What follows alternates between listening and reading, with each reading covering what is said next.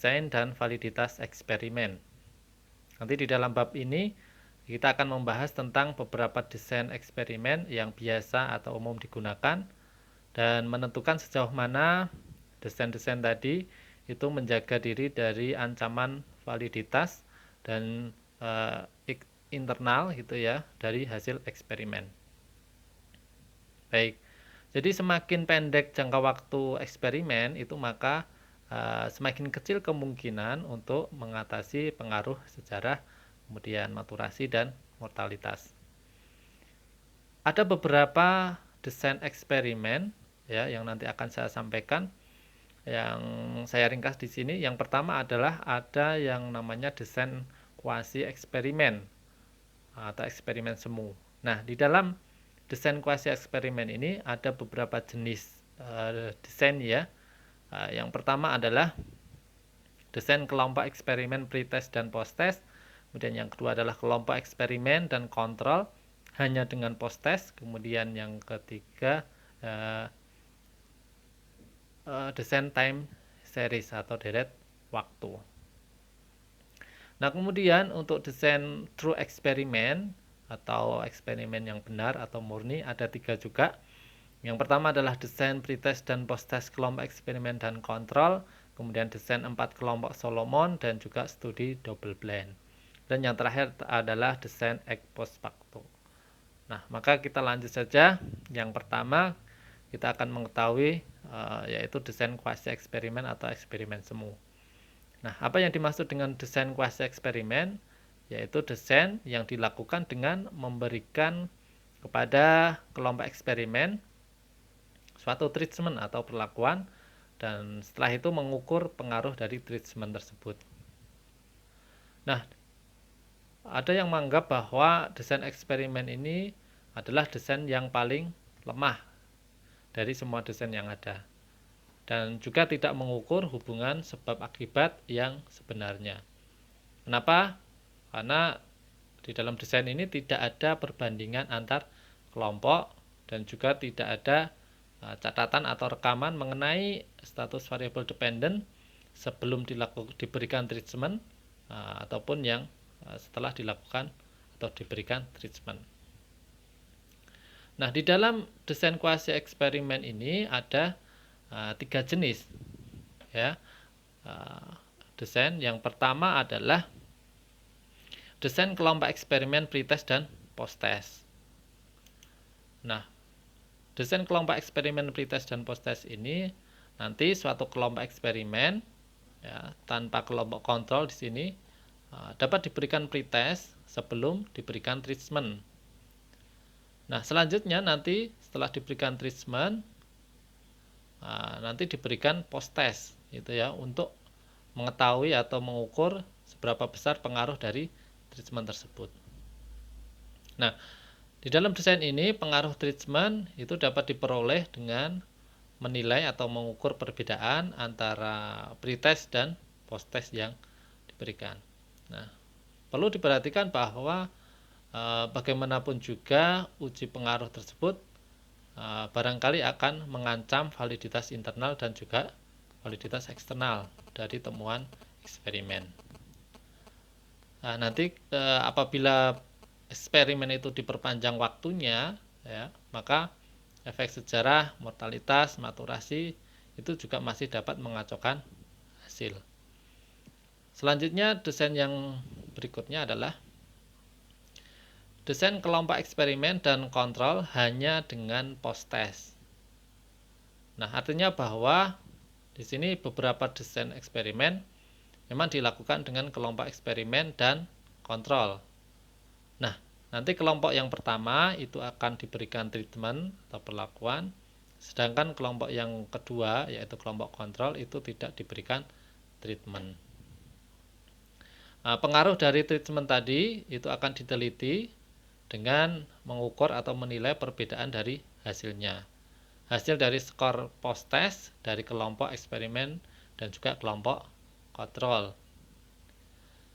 Nah, di dalam desain ini kasus di mana uji pengaruh itu dihindari. Kenapa? Karena tidak ada pretest ya. Cuman hanya dilakukan post test saja. Nah, pengaruh sebenarnya dari treatment itu tidak dapat ditentukan hanya dengan melihat perbedaan dalam skor post test dari kelompok tadi. Nah, itu tadi terkait dengan desain kelompok eksperimen dan kontrol hanya dengan post test. Selanjutnya, ya, yang ketiga, yang terakhir di dalam desain kuasi eksperimen ini adalah desain time series atau deret waktu. Nah, maksudnya apa? Desain time series adalah desain yang mengumpulkan data pada variabel yang sama secara berkala, yakni misalnya mingguan, bulan, atau tahun. Nah, dengan demikian desain ini ya, memungkinkan peneliti untuk menilai dampak atau pengaruh dari treatment dari waktu ke waktu. Nah, itu akan menunjukkan bahwa serangkaian pengukuran terhadap variabel dependent telah dilakukan sebelum dan setelah treatment diberikan. Tetapi ada beberapa masalah utama dari time series ini, yang diantaranya adalah masalah terkait dengan pengaruh sejarah, kemudian juga masalah lain, misalnya pengaruh pengujian utama dan interaktif, kemudian mortalitas dan juga maturasi. Nah, itu tadi terkait dengan desain kuasi eksperimen ya. Kita lanjut ke desain true eksperimen atau eksperimen yang benar atau murni. Nah, maksudnya apa? Di sini desain eksperimen yang nanti meliputi treatment atau perlakuan dan juga akan melibatkan kelompok kontrol. Nah, juga dilakukan perekaman atau merekam informasi sebelum dan sesudah kelompok eksperimen diberikan perlakuan. Nah, desain ini ya juga disebut dengan desain eksperimen ex post facto atau ex post facto experimental design. Nah, di dalam true eksperimen ini ada 3 juga. Yang pertama adalah desain pretest dan post-test kelompok eksperimen dan kelompok kontrol. Maksudnya apa? Di dalam desain ini nanti di mana kedua kelompok yakni eksperimen dan kontrol akan diberikan pretest dan post-test. Nah, nanti perbedaan antara kedua kelompok tersebut adalah kelompok eksperimen akan diberikan treatment atau perlakuan, sedangkan kelompok kontrol itu tidak diberikan treatment. Untuk mengukur perbedaan antara skor post-test dan pretest kedua kelompok, nanti akan diukur untuk menunjukkan pengaruh bersih atau net dari treatment atau perlakuan tadi. Nah, kedua kelompok diberi pretest dan post-test dan kedua kelompok nanti akan dirandom atau diacak. Oleh karena itu, kita berharap bahwa pengaruh sejarah, maturasi, kemudian pengujian dan instrumentasi itu dapat dikendalikan atau terkontrol. Baik, kita lanjut. Desain berikutnya adalah desain 4 kelompok Solomon. Nah, desain 4 kelompok Solomon ini dianggap sebagai desain eksperimen yang sangat canggih ya, atau yang bagus gitu ya. Nah, kenapa? Karena di dalam desain ini nanti akan memperoleh keyakinan yang lebih terkait dengan validitas internal di dalam desain eksperimen. Nah, ini dapat dilakukan dengan menggunakan 2 kelompok eksperimen dan juga 2 kelompok kontrol dalam eksperimen. Berarti ada 4 kelompok ya. Kemudian 1 kelompok eksperimen dan 1 kelompok kontrol itu dapat diberikan pretest dan post-test, sedangkan 2 kelompok yang lain itu hanya diberikan post-test. Namun di sini memang masih ada ancaman ya, ancaman yakni validitas internal ya, kecuali ada ancaman validitas internal, misalnya mortalitas dan juga pengujian interaktif.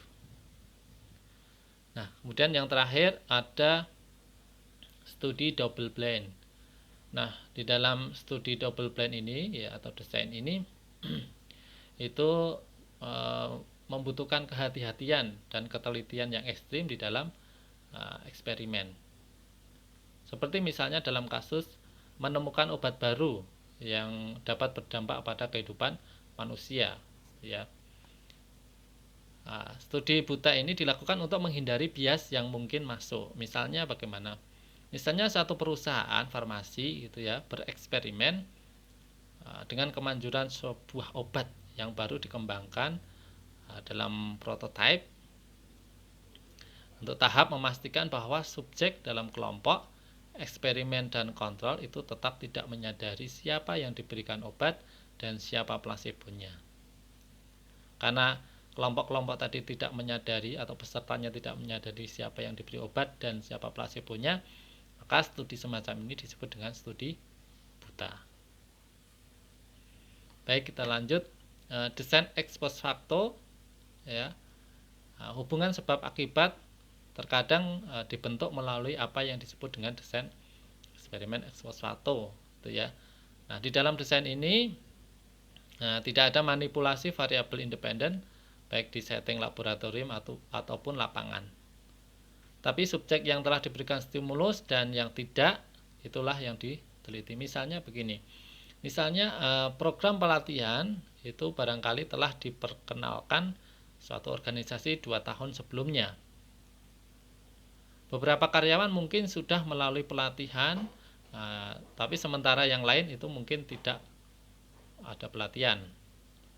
Nah, untuk meneliti pengaruh pelatihan terhadap kinerja, maka data kinerja sekarang itu mungkin dikumpulkan untuk kedua kelompok. Nah, karena penelitian ini ya dilakukan setelah pelatihan dalam jangka waktu yang lama di kemudian hari, maka penelitian ini disebut dengan desain ex post facto. Kemudian yang terakhir terkait dengan isu etis dalam penelitian desain eksperimen. Jadi ada beberapa masalah etika yang ada dalam melakukan penelitian eksperimen ini dan ada beberapa praktik yang dianggap tidak etis ya, atau dilarang gitu ya. Yang pertama adalah menekan individu untuk berpartisipasi dalam eksperimen melalui paksaan atau dengan melalui tekanan sosial. Kemudian yang kedua, memberikan tugas yang kasar dan mengajukan pertanyaan yang merendahkan dan mengurangi harga diri peserta. Kemudian yang ketiga adalah membuat peserta mengalami stres, baik itu fisik ataupun mental. Kemudian tidak mengizinkan subjek menarik diri dari penelitian saat mereka menginginkan. Dan yang kelima, menggunakan hasil penelitian yang merugikan peserta atau untuk tujuan yang tidak disukai. Kemudian yang keenam, tidak menjelaskan prosedur yang harus diikuti dalam eksperimen. Kemudian yang ketujuh, memberikan responden ke dalam lingkungan yang berbahaya dan tidak aman. Dan yang delapan, tidak memberikan pembekalan kepada peserta secara lengkap dan akurat setelah selesai eksperimen. Kemudian yang ke-9, tidak menjaga privasi dan kerahasiaan informasi yang diberikan oleh peserta. Kemudian yang terakhir adalah menahan manfaat dari kelompok kontrol. Nah, demikian tadi yang bisa saya sampaikan. Mungkin ada kurangnya, mohon untuk dikoreksi dan mohon maaf atas penyampaian ini. Saya akhiri. Assalamualaikum warahmatullahi wabarakatuh.